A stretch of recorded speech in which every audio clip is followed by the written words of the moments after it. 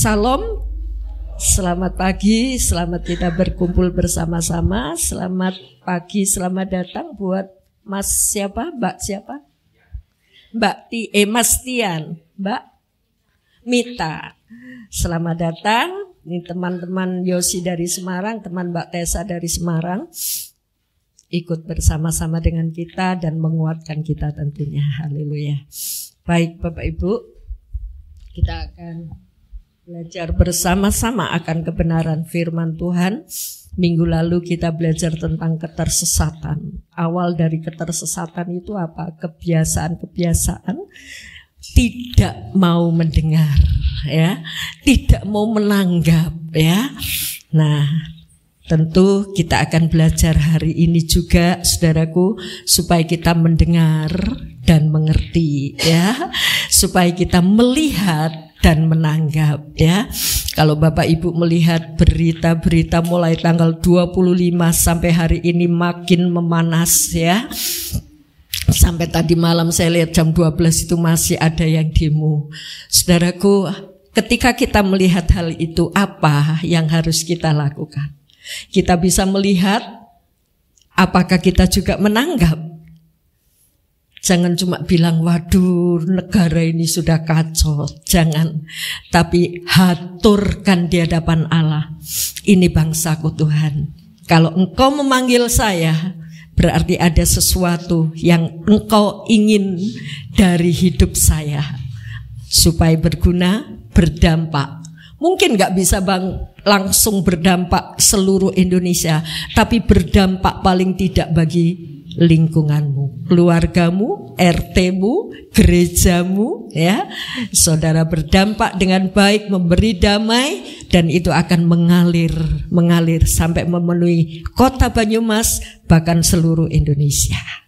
Haleluya. Baik, kita akan belajar bersama-sama tentang mendengar dan mengerti, melihat dan menanggap, ya. Matius pasal 13. Matius pasal 13 ayat 14.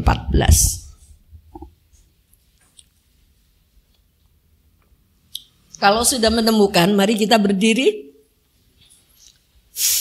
Kita membaca ayat ini. Matius 13 ayat 14. 1, 2, 3. Maka pada mereka genaplah nubuat Yesaya yang berbunyi, kamu akan mendengar dan mendengar namun tidak mengerti. Kamu akan melihat dan melihat namun tidak menanggap. Amin. Silakan duduk. Ya, ayat ini disampaikan oleh Nabi Yesaya karena memang Yesaya itu diutus kepada bangsa-bangsa yang tegar tengkuk gitu ya. Mendengar tapi tidak mau mengerti, melihat tapi tidak mau menanggap. Nah, bagaimana Bapak Ibu supaya saudara dan saya ketika mendengar dan mengerti, ketika melihat kemudian ada respon menanggapi apa yang kita lihat, ya. Nah, untuk kita bisa mengerti apa yang kita dengar, untuk kita bisa menanggapi apa yang kita lihat, itu tergantung diri kita. Seberapa penting kita melihat atau mendengar. Yang kita dengar itu penting gak buat saya? Yang kita lihat itu penting gak buat saya? Gitu ya. Nah, ketika kita mendengar perkataan mungkin orang di jalan, gosip-gosip, ya, jangan kita memberi telinga untuk mereka.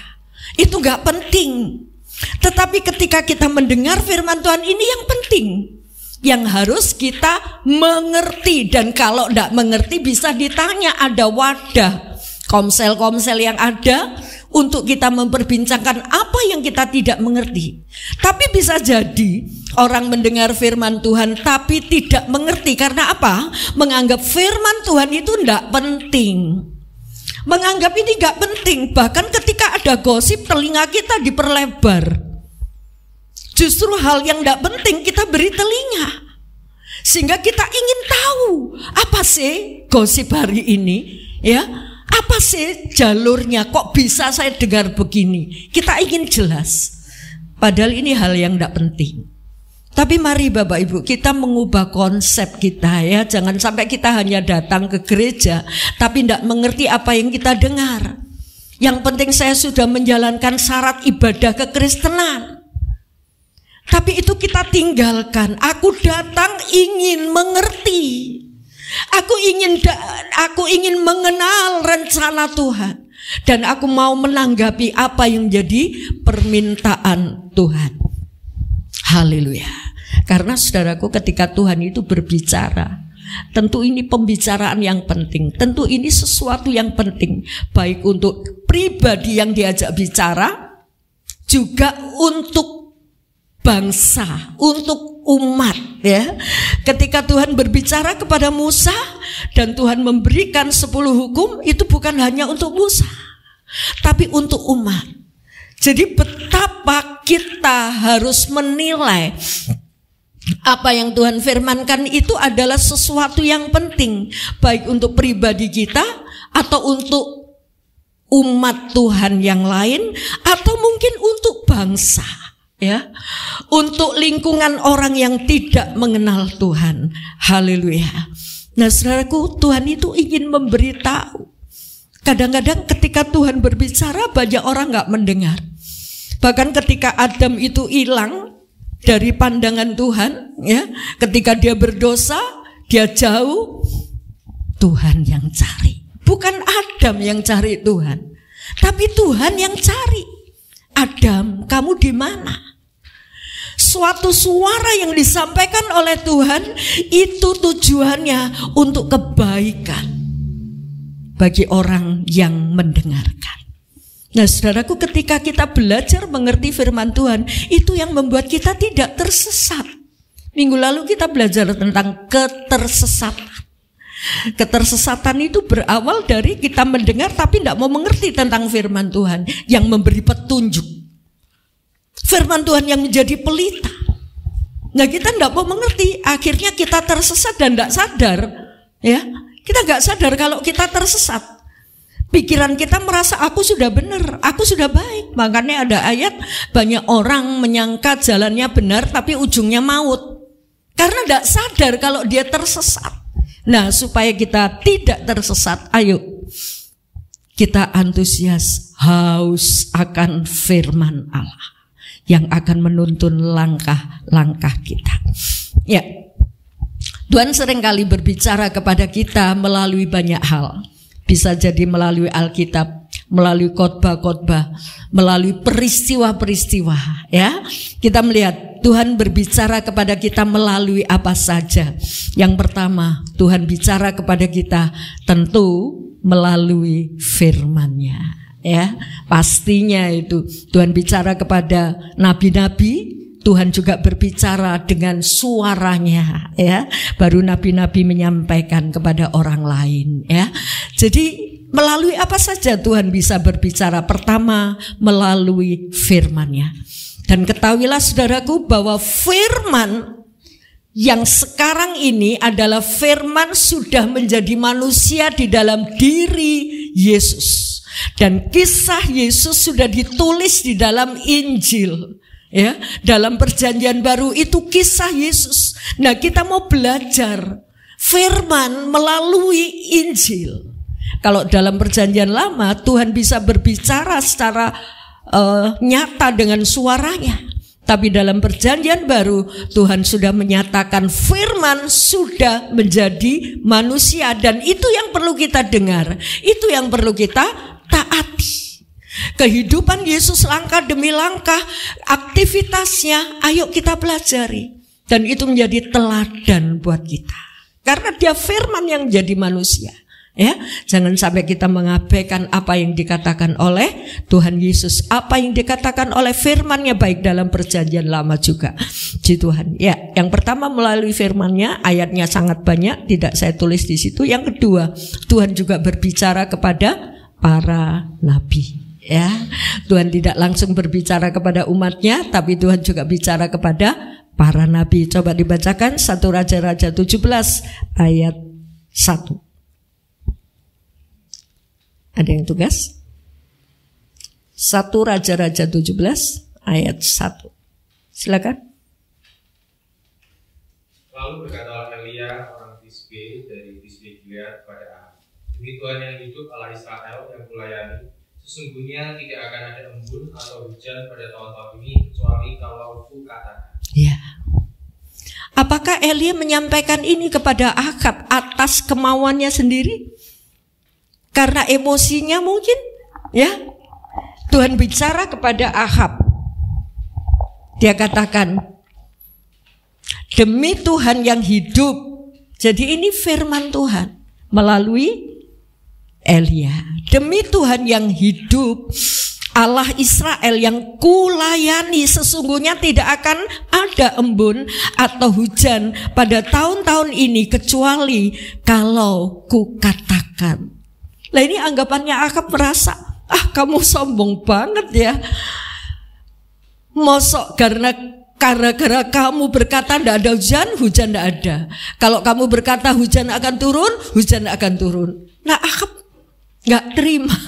Padahal ini firman. Haleluya. Ini firman yang disampaikan Elia kepada Ahab. Coba dilanjutkan pasal 18 ayat 16 dan 17. Pasal 18 ayat 16 dan 17. Lalu pergilah Obadja menemui Ahab dan memberitahukan hal itu kepadanya. Kemudian Ahab pergi menemui Elia. Segera sesudah Ahab melihat Elia, ia berkata kepadanya, engkaukah itu yang mencelakakan Israel? Ya, tanggapannya Raja Ahab, kamu itu sudah mencelakakan Israel. Karena Ahab merasa kamu berkata bukan dari Tuhan. Padahal ini suara Tuhan, ya. Dan ketika lama tidak turun hujan, kelabaan si Raja Ahab ini mencari air di mana-mana dengan Obadja ini ya, staf kepresidenan kalau zaman sekarang mungkin ya, mengikuti Ahab cari air. Nah saat itu Elia ketemu Obadja dan Elia menyampaikan, katakan kepada tuanmu, aku ada. Aku ada, bisa dijumpai oleh Ahab ya. Kemudian berkatalah Obadja kepada Ahab, dan Ahab akhirnya ketemu dengan Elia. Dan Ahab berkata, kamukah orang yang mencelakakan Israel? Karena Ahab merasa gara-gara kamu ngomong tidak ada hujan, sampai kita paceklik kekeringan. Jadi Ahab menganggap Elia itu yang mencelakakan Israel. Padahal bukan karena Elia, tapi karena memang Allah memberikan situasi itu supaya Ahab sadar ya. Supaya Ahab sadar bahwa ini gara-gara penyembahan berhala. Mereka, Raja Ahab itu umat Allah tapi menyembah berhala, dan Allah mengajar. Coba kalau tidak ada hujan, kamu mau makan apa gitu ya. Nah Elia menyampaikan, tapi Ahab menganggap bahwa yang membuat tidak ada hujan, yang membuat orang Israel celaka sampai kelaparan, itu gara-gara Elia. Elia berbicara kepada Ahab sebagai menyampaikan firman Tuhan, tetapi Ahab menganggap itu bukan firman Tuhan, gitu ya. Jadi jangan sampai saudaraku, ketika saudara mendengar firman Tuhan dan kita tidak menanggap, kita mendengar tapi tidak mengerti, ya sudah, tidak mengerti ya sudah, nggak usah tanya, nggak usah ingin tahu, jangan, karena ini penting untuk kehidupan pribadi kita maupun bangsa kita. Haleluya. Itu Tuhan bicara bisa melalui firman-Nya, bisa melalui nabi-nabinya. Ya, Tuhan juga bicara melalui mimpi, tapi ingat tidak semua mimpi ya. Tuhan bisa bicara melalui mimpi. Matius 2 ayat 13 silakan. Matius 2 ayat 13. Setelah orang-orang Majus itu berangkat, nampaklah malaikat Tuhan kepada Yusuf dalam mimpi dan berkata, bangunlah, ambillah anak itu serta ibunya, larilah ke Mesir dan tinggallah di sana sampai aku berfirman kepadamu, karena Herodes akan mencari anak itu untuk membunuh dia. Ya, jadi si Yusuf sama Maria ini sedang ada di wilayah Herodes. Dan ketika Herodes tahu ada raja yang baru lahir, dia ingin membunuh. Maka Tuhan bilang kepada Maria dan kepada Yusuf dalam mimpi, ambillah anak itu, katanya, ambillah anak itu dan ibunya, larilah ke Mesir dan tinggallah di sana sampai aku berfirman. Jadi Tuhan itu menunjukkan ketika dia berfirman melalui mimpi, itu ada satu kepentingan buat Yusuf dan Maria dan bayi Yesus. Karena itu tempat yang bahaya. Allah berfirman melalui mimpi, dan respon dari Yusuf itu apa? Di ayat yang ke-14, maka Yusuf pun bangunlah, diambilnya anak itu serta ibunya malam itu juga.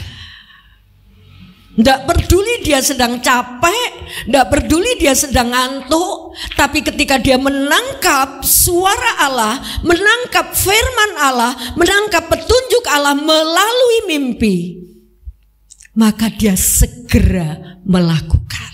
Malam itu juga dia bangun, dia membangunkan Maria, mungkin sedang tidur, ya, sedang membelai bayi Yesus, dan mengangkat pergi ke Mesir. Satu perjalanan yang jauh, tapi dia lakukan karena dia menanggapi suara Allah, mendengar dengan jelas dan menanggapi. Haleluya. Kita mau belajar hal ini ya saudaraku, supaya ketika kita mendengar tidak menunda-nunda, tapi apa yang kita dengar dari Tuhan kita mau lakukan. Haleluya. Tuhan berbicara juga melalui apa? Melalui perumpamaan, ya, melalui ilustrasi, ya. Dan Tuhan Yesus seringkali mengajar kepada murid-muridnya banyak perumpamaan. Salah satu contohnya Matius 6 ayat 26. Matius 6 ayat 26. Pandanglah burung-burung di langit yang tidak menabur dan tidak menuai dan tidak mengumpulkan bekal dalam lumbung, namun diberi makan oleh Bapamu yang di sorga. Bukankah kamu jauh melebihi burung-burung itu? Amin. Ya. Jadi ketika Tuhan mengajar tentang kekhawatiran, banyak kali kita merasa khawatir. Hari ini banyak kekhawatiran bagi masyarakat, terjadi efek dari demo. Beras, tidak tahu di sini saya belum beli beras. Semoga harganya tetap, ya. Saya dengar dari Surabaya beras 5 kilo harganya 100.000. Itu beras biasa, ya. Harga 100.000 itu pun kalau ada, ya, di toko-toko sudah diumpetkan. Saudaraku, tapi Tuhan bilang jangan kamu khawatir. Dan Tuhan memberi perumpamaan, lihat burung-burung. Haleluya. Apakah burung punya lumbung? Apakah burung punya benih? Apakah burung punya cangkul untuk mengerjakan sawahnya? Enggak. Tapi burung itu dipelihara oleh Tuhan. Tidak seekor pun jatuh kalau tanpa sepengetahuan Allah. Jadi burung yang harganya sangat murah itu dipelihara Tuhan. Apalagi saudara dan saya, orang yang sudah dibeli dengan harga yang mahal, dibeli dengan darah, dengan nyawa Tuhan Yesus. Saudara lebih berharga dari burung-burung. Kenapa kita khawatir? Haleluya. Jangan khawatir. Ini Tuhan berbicara melalui perumpamaan, bisa jadi. Tuhan berbicara melalui untuk melihat kondisi. Haleluya. Perumpamaan-perumpamaan atau ilustrasi-ilustrasi, saudaraku, itu disampaikan supaya murid-muridnya paham. Ini firman yang harus aku lakukan. Oh ya, aku tidak perlu khawatir. Haleluya. Tidak perlu khawatir itu bukan berarti tanpa usaha, ya, berdiam diri, wes gak usah khawatir, tidur aja nanti Tuhan juga pelihara. Enggak gitu juga, ya. Kita diberi akal untuk kita bisa berusaha. Tetapi satu hal, jangan khawatir tentang pendapatanmu, walaupun pendapatanmu itu tidak cukup untuk 1 bulan. Tetapi Tuhan yang pelihara kita. Entah caranya Tuhan itu seperti apa untuk memelihara kita, kita nggak perlu tahu. Kita nggak perlu tanya, Tuhan caramu gimana untuk menolong saya. Tuhan berkati aku sudah habis persediaanku untuk hari depan, minggu depan sudah habis, aku khawatir. Tentu tidak. Selagi Tuhan memberi hikmat akal budi untuk kita bisa bekerja, kerjalah, ya, supaya Tuhan juga akan sanggup melimpahkan apa yang sudah kita kerjakan, walaupun nilainya sedikit di pandangan manusia. Tetapi itu cukup. Ingat 5 roti dan 2 ikan cukup untuk 5.000 orang. Haleluya. Mari saudaraku, kita mau perhatikan firman Tuhan, karena Tuhan bisa berbicara melalui apa saja. Ketika Tuhan bicara melalui apa saja, itu maksudnya Tuhan itu merasa sangat penting untuk menyampaikan. Ya. Lah sekarang tergantung kita yang menerima firman itu. Kita merasa sangat pentingkah firman ini atau kita abaikan? Kalau Tuhan saja merasa penting untuk berbicara kepada saudara, kepada saya, mengapa kita tidak merasa penting akan firman Tuhan itu? Jadi saudaraku, tema ini saya ambil, saya rindu saudara datang kepada Tuhan, membutuhkan, haus akan firman Tuhan. Dan orang yang haus dan lapar akan dikenyangkan, akan dipuaskan. Kalau saudara ingin mengerti kebenaran firman Tuhan, Tuhan akan singkap. Jangan sampai karena kita merasa sudah 10 tahun, 20 tahun ikut Tuhan, aku sudah hafal isi Alkitab, aku gak perlu ke gereja. Firman Tuhan itu selalu baru. Selalu baru. Begitu saudara baca ayat itu, selalu memberkati kita. Haleluya. Ada hal-hal baru yang disingkapkan oleh Tuhan, ya. Sebab itu jangan merasa bosan makan mana, ya, seperti bangsa Israel. Aku bosan dengan mana ini. Aku bosan dengan firman Tuhan. Jangan sampai. Tapi firman Tuhan menjadi satu kebutuhan kita, ya. Dan akibatnya ketika kita tidak menganggap penting firman Tuhan, kita mengabaikan firman Tuhan, ada bahaya yang mengancam kita, ya. Bahkan bisa jadi itu kebinasaan. Kita melihat satu contoh dari Daniel 5 ayat 18 sampai 24. Kita tidak usah baca semua, saya akan ceritakan saudaraku dari Daniel pasal 5 ayat 18 sampai ayat 24. Ya, ini tentang Raja Belsasar, ya. Raja Belsasar itu adalah anak dari Raja Nebukadnezar. Kalau di Alkitab ditulis bahwa Belsasar itu anak Nebukadnezar. Tapi secara sejarah, ya, karena gaya bahasa dari zaman dulu itu disebut anak itu bukan selalu anak kandung, tetapi anak keturunan atau anak pengganti, gitu ya. Nah, jadi sebetulnya Nebukadnezar itu punya anak 6, dan salah satu yang menjadi raja terakhir setelah Nebukadnezar mati itu Nabonidus. Dan Nabonidus ini punya anak Belsasar. Jadi Belsasar ini pernahnya cucunya Nebukadnezar. Tapi ayah dari Belsasar ini sukanya, walaupun dia menduduki posisi raja, tapi sukanya cari barang antik. Ya, mungkin dia orang seniman gitu ya, pergi ke negara-negara lain, nggak gubris dengan pemerintahan yang dia pegang. Akhirnya penggantinya adalah Belsasar ini. Jadi ini raja pengganti, seperti misalnya ada presiden, ada wakil presiden gitu ya. Kalau presidennya kena apa-apa atau mungkin kurang aktif, wakil presiden bisa menggantikannya. Nah, kita melihat Raja Belsasar, ya. Saat itu dia mengadakan pesta.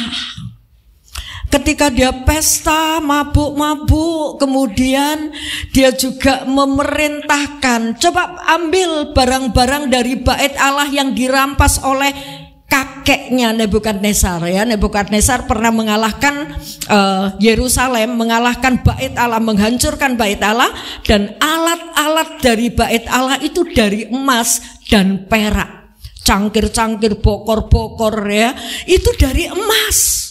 Nah itu dirampas, dibawa ke Babel oleh Nebukadnezar. Nah saat Belsasar pesta, dia minta supaya alat-alat dari bait suci Yerusalem yang dirampas oleh Nebukadnezar dibawa, dipakai dalam pesta itu.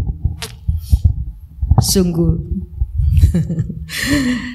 mengerikan ya. Nah saudaraku, setelah itu saat sedang pesta ada sepotong tangan ya, punggung tangan itu menulis di dinding. Dan itu membuat Belsasar ketakutan sampai lututnya berantukan katanya ya. Sangat sedih, takut. Nah ketika takut dia ingin tahu apa arti tulisan ini. Ini sebuah peringatan dari Allah. Tuhan ingin mengingatkan, berbicara kepada Belsasar. Karena apa? Karena Belsasar itu pernah melihat, bahkan mendengar, tapi tidak mau ngerti. Melihat tapi tidak menanggap. Melihat apa? Melihat contoh dari kakeknya Nebukadnezar. Ketika dia meninggikan diri, apa yang terjadi? Tuhan mengubah otaknya, pikirannya. Dia tidak lagi mulia seperti raja, tapi seperti binatang. Dia hidup di luar seperti binatang. Makannya bukan lagi nasi rames, bukan lagi roti, yang dimakan rumput. Dan membiarkan kukunya panjang-panjang. Berapa lama itu? 7 tahun. Bukan waktu yang singkat. Lah ini Belsasar apa enggak tahu? Tahu. Belsasar pernah melihat ini Nebukadnezar jatuh menjadi seperti binatang. Biasanya tidur di dalam tempat tidur yang baik, tapi enggak mau. Maunya di luar, di bawah pohon. Dikirim makanan, roti ya, kayak lembu. Gak mau, dan mintanya rumput. Saudaraku, hal ini dilihat oleh Belsasar, tapi Belsasar gak nanggep. Maksudnya Tuhan supaya Belsasar ini melihat ini loh, orang kalau sombong, ini loh kalau orang tidak mau mengenal siapa yang memberimu makan, siapa yang memelihara kamu, siapa yang mendudukkan kamu menjadi raja. Dipikir karena kekuatanku, yang akhirnya cuma diputar dalam sekejap, dia bisa menjadi seperti binatang. Sungguh kesombongan itu akan ditentang oleh Allah. Makanya tadi kita berdoa, kami rendahkan diri. Kalau toh kita yang berdosa, kita minta ampun. Dan kalau toh itu pemimpin-pemimpin kita yang berdosa, dengan iman kita merendahkan diri, ampuni pemimpin kami. Kalau Tuhan mengampuni, Tuhan bisa mengubah pemimpin-pemimpin kami bertobat. Haleluya. Nah saudaraku, kita melihat Belsasar ini ketika melihat apa yang terjadi dengan kakeknya Nebukadnezar, saudaraku. Dan dia tidak menggubris, tidak menanggap, bahkan dia pesta sampai mengambil barang-barang bait Allah untuk dipakai dalam pesta itu. Tuhan sekali lagi datang untuk mengingatkan dengan tangan, sepotong tangan menulis peringatan buat Belsasar. Nah, kita akan melihat peringatan itu ya. Nah, ketika Belsasar mengalami itu, dia nggak ngerti, dia ketakutan. Sopo yang bisa mengartikan. Dia panggil ahli-ahli nujum itu untuk mengerti, nggak ada yang tahu, ya.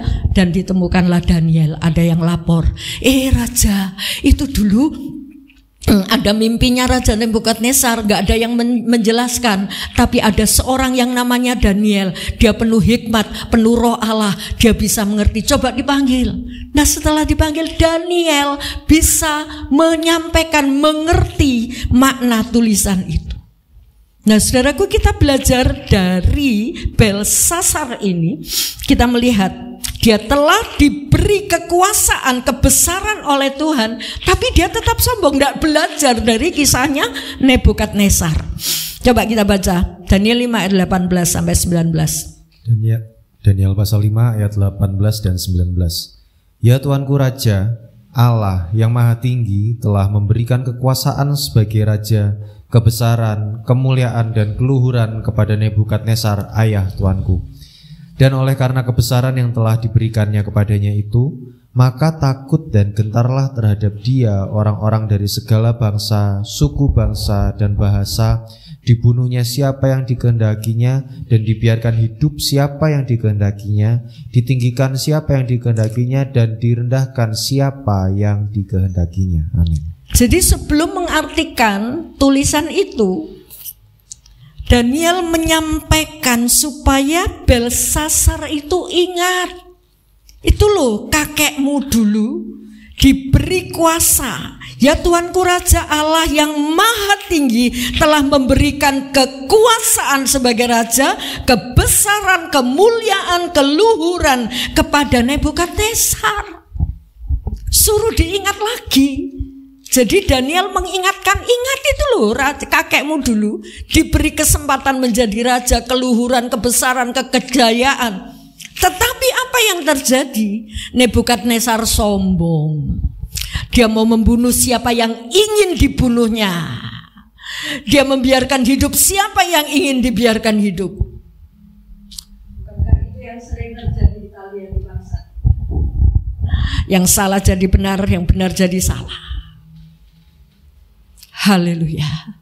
Dan itu diingatkan kembali oleh Daniel kepada Belsasar sebelum mengartikan mimpi itu. Kita mulai selanjutnya ayat 20 dan 21. Daniel 5 ayat 20-21. Daniel pasal 5 ayat 20 dan 21. Tetapi ketika ia menjadi tinggi hati dan keras kepala sehingga berlaku terlalu angkuh, maka ia dijatuhkan dari tahta kerajaannya dan kemuliaannya diambil daripadanya. Ia dihalau dari antara manusia dan hatinya menjadi sama seperti hati binatang, dan tempat tinggalnya ada di antara keledai hutan. Kepadanya diberikan makanan rumput seperti kepada lembu, dan tubuhnya basah oleh embun dari langit, sampai ia mengakui bahwa Allah yang Maha Tinggi berkuasa atas kerajaan manusia dan mengangkat siapa yang dikehendakinya untuk kedudukan itu. Amin. Lagi diingatkan oleh Daniel, ya, eling, ya, hei Belsasar, ingat, lihat kakekmu itu, setelah diberi kedudukan raja, diberi kemuliaan, dan kalau dia tetap sombong, Tuhan menjatuhkan sampai seperti binatang. Nah ini diingatkan kembali si Daniel, mengingatkan Belsasar. Ojo sombong koyo Nebukadnezar. Jangan. Nanti kamu bisa mengalami hal yang sama. Selanjutnya ayat 22. Daniel 5 ayat 22. Tetapi tuanku Belsasar, anaknya tidak merendahkan diri, walaupun tuanku mengetahui semuanya ini. Ya. Tetapi Belsasar anaknya, Alkitab mengatakan anak ya, tapi sesungguhnya secara sejarah itu adalah cucunya. Tetapi tuanku tidak merendahkan diri walaupun tuanku mengetahui semuanya itu. Ini saudaraku, ya, ini Belsasar melihat tapi tidak menanggap. Gak mau mempelajari, oh iya dulu kakekku bisa jatuh menjadi seperti lembu 7 tahun, gak tanggung-tanggung 7 tahun. Tapi kenapa Belsasar gak menanggapi? Haleluya. Dia melihat, gak menanggap. Jangan sampai kita seperti Belsasar ya, melihat situasi yang harus kita kerjakan apa. Mari kita bekerja bersama dengan Tuhan. Mungkin kita tidak bisa mengubah hati pemimpin-pemimpin kita. Kita tidak bisa mengubah bangsa ini. Tetapi dengan doa saudara, dengan keprihatinan saudara, dengan air mata saudara, kita merendahkan diri, ampuni saya lebih dulu. Dan ampuni pemimpin-pemimpin kami. Saudara bekerja sama dengan Allah untuk memberi perubahan bagi bangsa kita. Bukankah itu yang kita rindukan? Dulu ketika kita dijajah oleh bangsa Belanda, bangsa lain, rakyat bersatu mengusir penjajah sampai berhasil. Sekarang yang kita usir penjajah bangsa kita sendiri, susah. Haleluya. Tapi mari, kita semua masih punya iman yang mengimani Yesus yang besar dan berkuasa. Jangan sampai doa kita berkata, aku sudah doa, pancet, sudah kita berdoa dengan berpuasa, dengan menangis, kok bangsa ini makin hari makin hancur. Wis, gak usah berdoa. Jangan, saudaraku. Kalau saudara dan saya berdoa dan Tuhan memperlihatkan kita kondisi yang semakin gak karu-karuan, jangan patah semangat. Karena di dalam kondisi seperti itu Tuhan punya rencana yang indah. Tetaplah berdoa. Jangan sampai kita menilai Tuhan tidak mendengar kita, Tuhan tidak sanggup menolong bangsa kita. Bukan. Tapi Tuhan izinkan semua itu terjadi karena di dalamnya Tuhan mau melakukan perkara yang jauh lebih besar. Haleluya. Puji Tuhan. Kalau kita melihat kisahnya Daniel, teman-teman Daniel disuruh nyembah patung, gak mau nyembah patung, harus masuk ke dapur api. Kalau gak mau menyembah patung, harus masuk ke dapur api. Kalau saudara menjadi mereka, apa yang kita lakukan? Ya wis lah, kita nyembah, gak apa-apa lah. Yang penting hati kita dengan Tuhan. Tapi apa mereka katakan? Sekalipun aku masuk dapur api, sekalipun Allahku tidak mampu mengeluarkan aku dari dapur api, aku tidak akan menyembah patung. Tapi ternyata apa? Tuhan tidak memadamkan api itu. Tuhan tidak mengubah keputusan raja. Ya wis lah, enggak apa-apa kamu nyembah Allah. Enggak. Tapi Tuhan izinkan 4 orang ini masuk ke dalam penjara. 3 orang ini masuk dalam dapur api. Tuhan izinkan. Untuk apa? Untuk membuktikan kepada raja bahwa Allah itu luar biasa, bisa melepaskan mereka dari dapur api. Dan begitu mereka dilepaskan, raja sujud kepada, Bapak Ibu bisa baca ya, di Daniel. Raja itu sampai sujud dan bahkan mengambil keputusan, siapa yang menghina Allahnya Daniel, biarlah dia dihukum mati. Bahkan sampai keluarganya, sampai rumahnya dimusnahkan. Wow, ada keputusan yang luar biasa. Haleluya. Sebab itu mari kita terus berdoa untuk bangsa ini. Mungkin yang kita lihat bukan seperti yang kita harapkan, tetapi kita mau terus berdoa. Izinkan Allah sendiri yang bekerja. Haleluya. Maka kita akan melihat pemulihan itu secara luar biasa. Haleluya. Ya, Belsasar tidak menanggapi apa yang dilihat yang terjadi kepada Nebukadnezar. Ayat 24 silakan. Daniel 5 ayat 24. Sebab itu ia menyuruh punggung tangan itu dan dituliskanlah tulisan ini. Terus. Maka inilah tulisan yang tertulis itu, Mene Mene Tekel Ufarsin. Dan inilah makna perkataan itu. Mene, masa pemerintahan Tuanku dihitung oleh Allah dan telah diakhiri. Tekel, Tuanku ditimbang dengan neraca dan didapati terlalu ringan. Peres, kerajaan Tuanku dipecah dan diberikan kepada orang Media dan Persia. Cukup. Baru Daniel menyampaikan, ini loh artinya tulisan di punggung itu, ya. Karena Belsasar Tuanku tidak menanggap apa yang Tuanku lihat. Sekarang tulisan di punggung tangan yang menulis di dinding itu punya arti. Mene Tekel Ufarsin. Artinya ini loh, Tuanku itu ditimbang ringan, ya. Dikatakan Mene Tekel Ufarsin, inilah maknanya Mene, masa pemerintahan Tuanku sudah berakhir. Jadi kesempatan untuk bertobat itu sudah habis. Haleluya. Dan dilanjutkan juga, Tuanku ditimbang ringan, gak punya bobot, ya.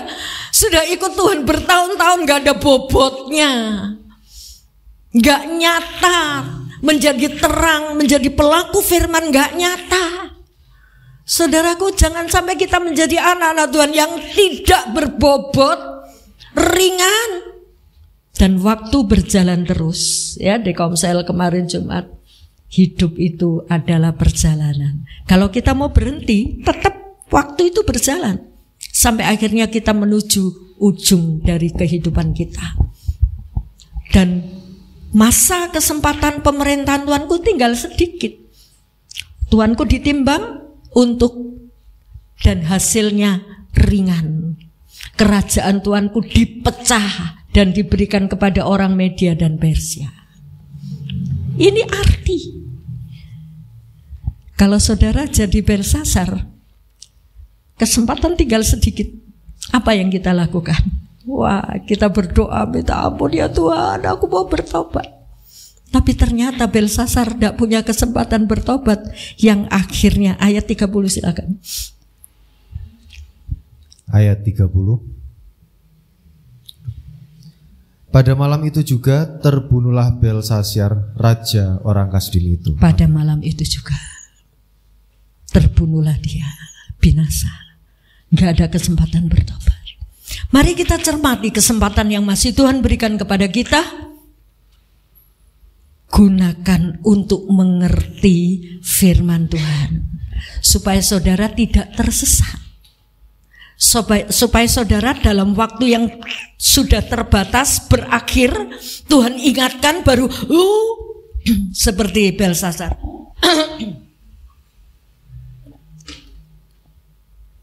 Dan malam itu juga Belsasar terbunuh. Gak ada kesempatan. Hargai kesempatan yang masih saudara punya. Apa yang harus kita lakukan? Mungkin saudara merasa tubuhku sudah lemah, sudah banyak penyakit. Aku sudah tidak seperti dulu. Bisa jadi karena usia. Tetapi apakah kita punya semangat? Aku masih mau dipakai Tuhan. Haleluya. Mungkin dalam pelayanan yang kita tidak bisa tempuh, tidak bisa jalan seperti dulu, ikut ibadah di sana, menginjil ke sana kemari, kita nggak bisa. Tetapi saudara bisa berdoa, melibatkan diri, melihat apa yang bisa kita lakukan. Haleluya. Mungkin awalnya dari lingkungan gerejamu, saudara melihat jiwa-jiwa. Apakah saudara peduli dengan mereka? Atau melihat lingkungan yang ada, bagaimana mereka? Bisakah kita memberi pertolongan? Mungkin dengan tenaga kita, mungkin dengan nasihat kita, mungkin dengan langkah-langkah kecil kita. Mari kita gunakan waktu yang ada. Bahkan kita mau berdoa untuk bangsa kita. Awal dari pertama kita bisa dipakai oleh Tuhan karena kita menanggapi. Kita mendengar dan mengerti. Kita menanggapi firman Tuhan. Haleluya. Sebab itu rindukan suaranya untuk kita dengar.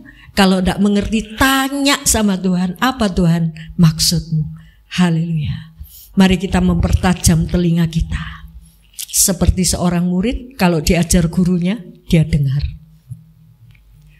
Apa yang dikatakan gurunya, ada peristiwa ini, peristiwa itu menjadi contoh, dia dengar.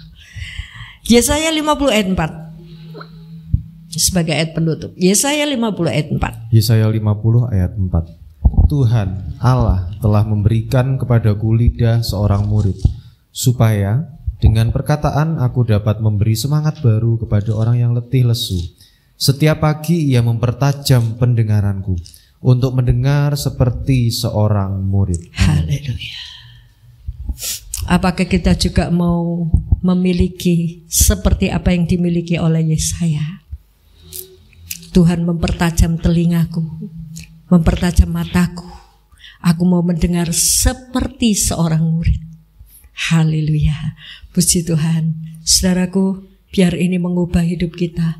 Mungkin sudah bertahun-tahun kita terbiasa untuk tidak mendengar, tidak haus akan firman Tuhan.